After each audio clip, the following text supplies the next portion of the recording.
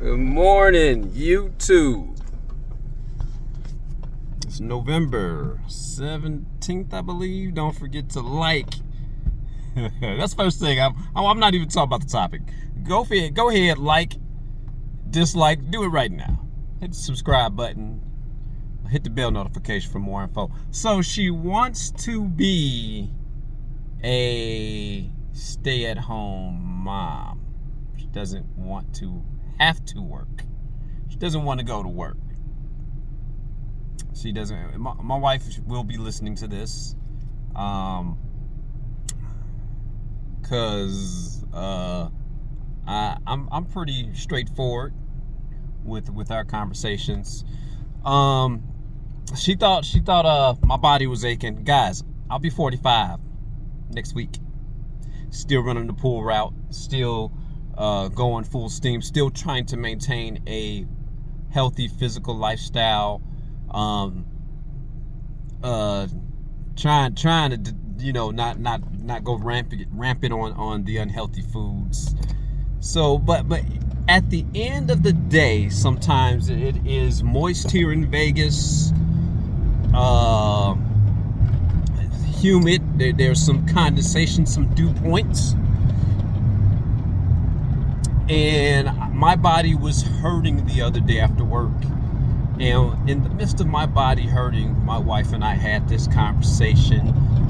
How she, I don't know if she said she didn't want to go to work, but she would prefer, or she wanted to know if I had a problem with her staying at home. I asked her the question. I believe I posed the question to her. I said, "Are you prepared for that? Are you prepared for that?" I'm 45, she's 43. Out of all honesty, we're trying to have 2 children. 5% chance on a woman's side. There's probably a lesser percent chance on my side too, due to the age of life. That is just science.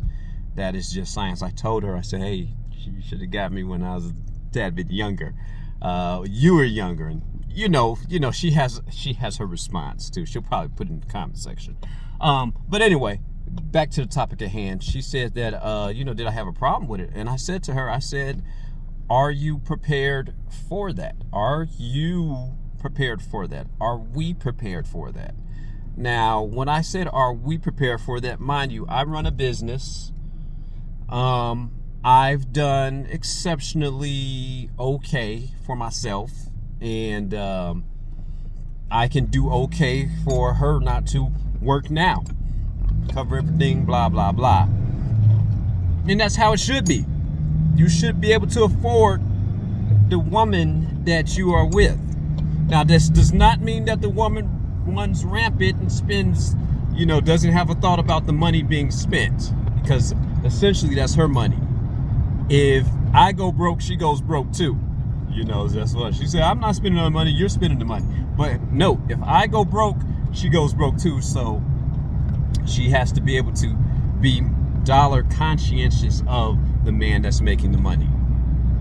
Don't mind being the supplier, but you have to be dollar conscientious. And that was part of the conversation. I said, "Are you prepared for what that is going to take?"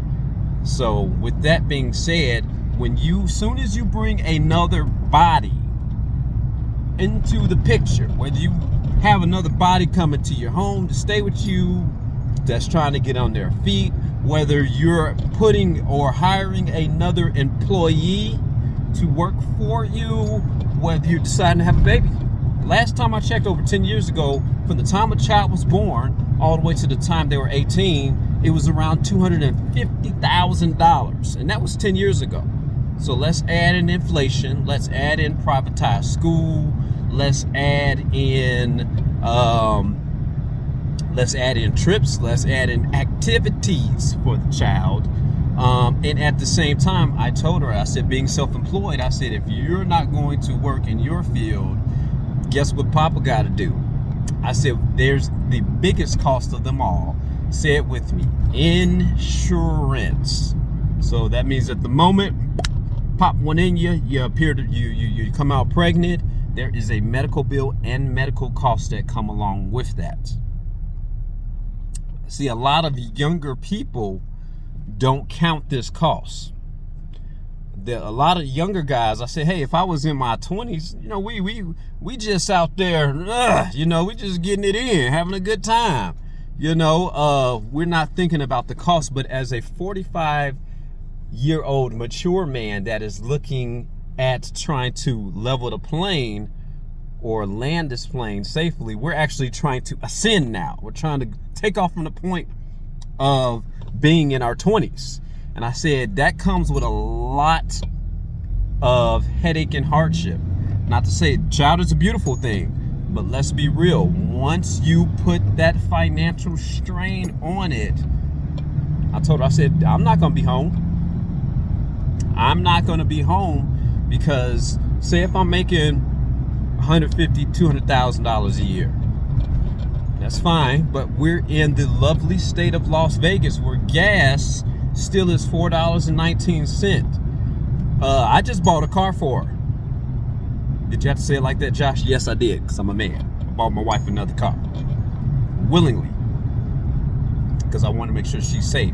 That car was to the tune of around $60,000. And I told her, I said, hey, I prefer, you might want to keep that registration in such and such state, because the moment you bring that car down here, registration for a brand new car of that caliber is around $700-800 per year. Insurance has already jumped up. Blah, blah, blah. I say all of these things, when you're thinking about having a child, you have got to literally, I've been in business for over a decade now. Over a decade. And I've learned to count the costs in my head right away. Blah, blah, blah, blah, blah. If I look a little strained, I'm counting the cost. I'm counting the cost. I said, and then you know, okay, so there's not the cost of daycare. But at the same time, there's still cost that has got to be spent. Are you prepared? That means that I personally, if I'm going to be the one carrying the financial load or continuing with an additional body, and we're talking about 2 additional bodies, that means that I've got to be prepared to grow again. I've got to literally be prepared to grow this business and keep excelling. And keep this in mind. If it was 10 years ago, I was gung-ho about growing. I had 260-ish pull stops. 3 to 4 guys working for me, taking the world by storm. I thought I was the Ace Boone. I thought I was the HNIC, and I truly was.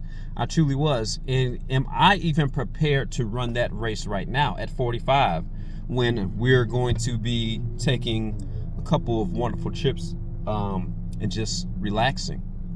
And I told her this, are you prepared? You're not a morning person. Your hours of awakening is between 8 and 10. Are you prepared for sleepless nights? Sleepless nights. Look, are you prepared to have a replica of me? I still already ask a lot of questions. You know, are you ready for 2 of me? And hopefully they come out with all my good qualities and not the bad ones. Or, you know, at the same time, you got to look at what if that child comes out disabled. Geriatric pregnancies, high-risk pregnancies, Down syndromes. I said all of these things you've got to think about. You've got to think about. And when you finish with your resounding question, because all of that is going to involve more medical expenses. I said all of that is going to involve moolah, money, dollars. Are you prepared for that? I'll do whatever my queen bids, but sometimes at the same time you've got to count the cost. You've got to count the cost. I think personally, women, if I'm wrong, I think men financially, we just don't spend. We are even if the man's got money, he's still you know, he's still keeping that conscientious dollar on his mind, or he should be, because his job is to provide and protect. And providing and protecting means making sure that we have enough resources, making sure that we're timing things properly. You know, I'm not at, you know, she's like, you do the spending. And I said, true, I do the spending, but what do I spend on? Groceries. groceries. That is one of the biggest. Walmart, we should have stock in Walmart. Boyce Watkins, if you're listening, we should have stock in Walmart.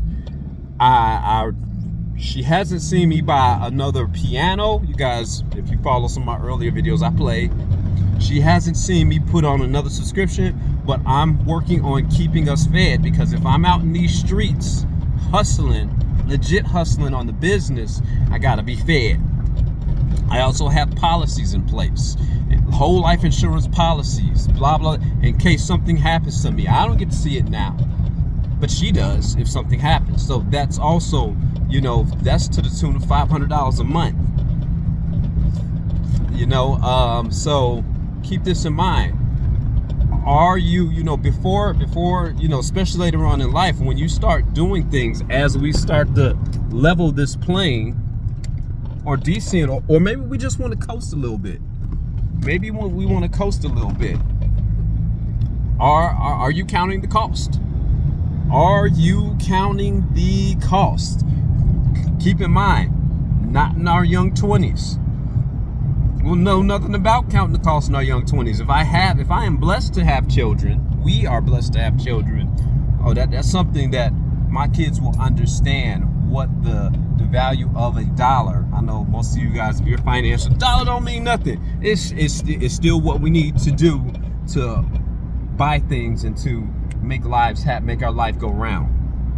Count the cost. Count the cost. Evaluate everything. Put everything down on paper. Even if you start a business now, I put the cost. I say I might trim back the business come summer, springtime, because I'm counting the cost.